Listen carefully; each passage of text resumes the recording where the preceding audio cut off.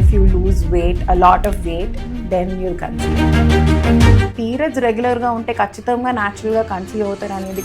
PCOD ఉన్న వాళ్ళకి పిల్లలు పుట్టరు అలా అంటారు కదా, అదంతా నిజమేనా? పీసీఓడి అనేది ఒక హార్మోనల్ ఇంబ్యాలెన్స్ వల్ల మన ఓవరీస్ అనేవి న్యాచురల్ గా ఎగ్స్ రిలీజ్ చేయవు. అసలు ఇన్ఫర్టిలిటీలో ఉన్నాము అని చెప్పి కపుల్స్ ఎప్పుడు డిసైడ్ అవ్వాలి అండ్ ఎప్పుడు హాస్పిటల్కి వెళ్ళి డాక్టర్ని అప్రోచ్ అవ్వాలి? If you are 35 years and above అంటే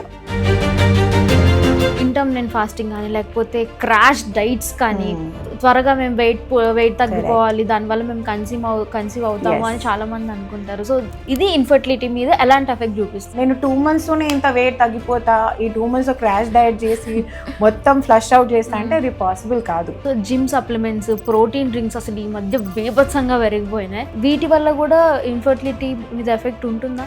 gym supplements and protein powders అవన్నీ if it messes with your hormones indirectly will effect on your ovulation and conceiving. Pineapple తినండి, లేకపోతే ఈ హెర్బల్ టీ తాగండి, మీకు ఫర్టిలిటీ న్యాచురల్ గా వస్తుంది అని, న్యాచురల్ గా కన్సీవ్ అవడానికి హెల్ప్ అవుతుంది అని. For me the top recommendations would be to start with. Infertility ఉన్న పేషెంట్స్ ఖచ్చితంగా చేయించుకోవాల్సిన టెస్ట్లు ఏమైనా ఉంటాయా? ఇక్కడ మోస్ట్ ఇంపార్టెంట్ ఫ్యాక్టర్ అంటే we have to evaluate both male and female partners.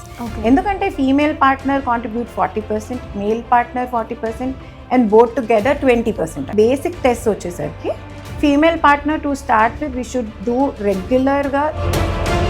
ఇప్పుడు అందరూ చూసుకుంటే సిట్టింగ్ జాబ్స్లో ఉన్నారు అండ్ హై ప్రెషర్ జాబ్స్లో ఉన్నారు.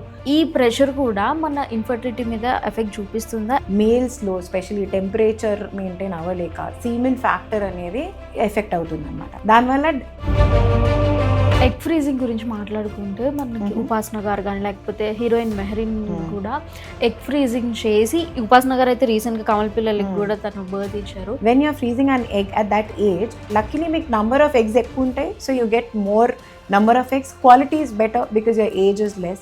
Genetic conditions పిల్లల్లో రావటం is much lesser at that age.